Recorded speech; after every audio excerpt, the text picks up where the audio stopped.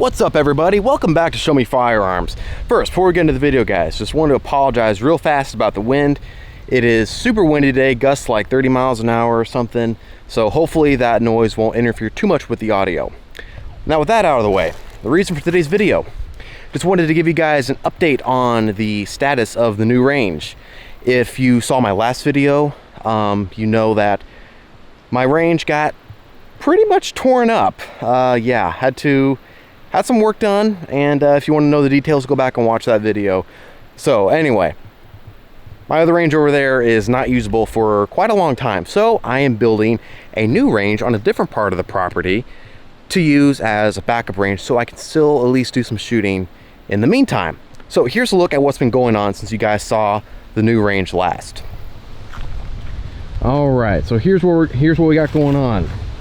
When you guys saw this last, there was still a lot of underbrush and saplings around. I got all that stuff cleared out, so we have a nice open area.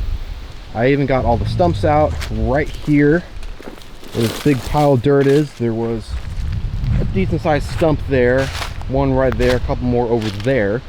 All those are gone, so we have a nice unobstructed surface for our range right here, so that's great. I didn't take you guys along for that kind of stuff because honestly it was kind of boring. It was just clearing out small saplings, underbrush, that kind of thing. Not too exciting. But today I wanted to make a video because now we're going to get down to the good stuff with this range build. We are going to be moving across this little dry creek bed here and working on the other side where all of my targets will be. Today's objective is to get that big rotten log out of there, clear out all the small saplings and underbrush so that we can start building a little bullet trap right about there. And then eventually I want to put in a little bridge right about here so that I can drive that lawnmower with that cart across that creek bed to haul targets down here. That's the plan for today. What do you say we get to work? Let's do it.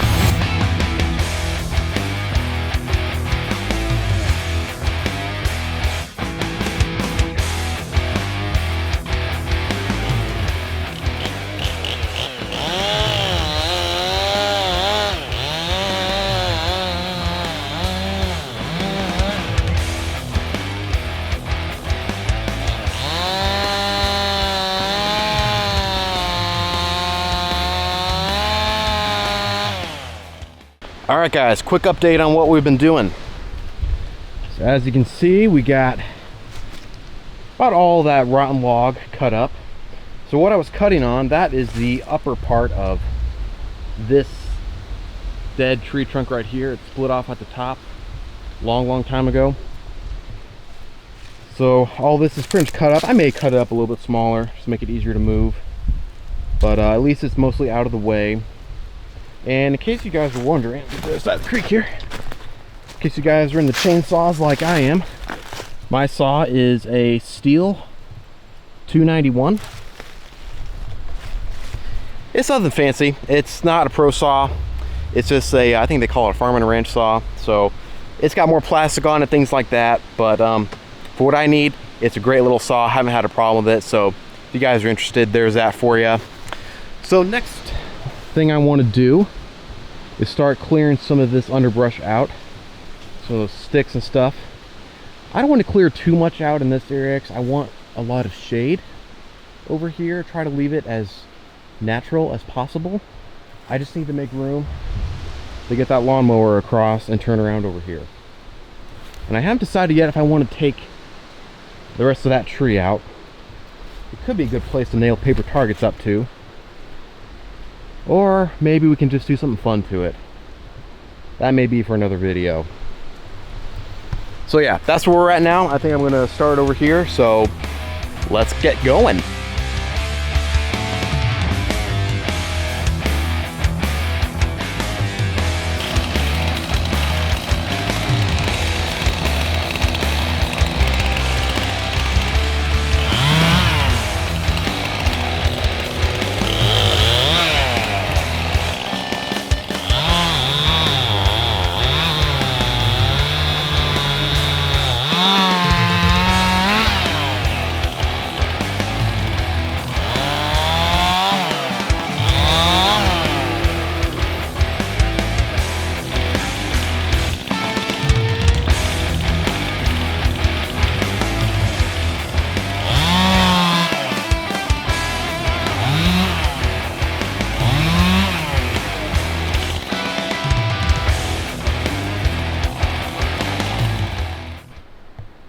cutting wood. I love it.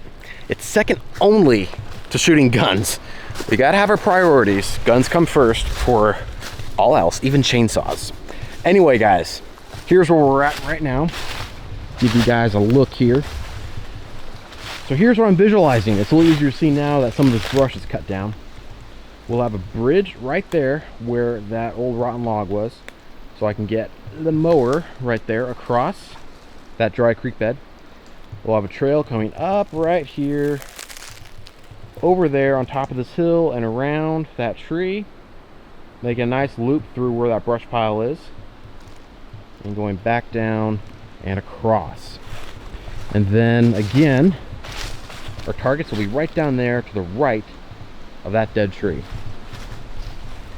I don't know about that dogwood. It's kind of in the way where our trail is going to loop down and around.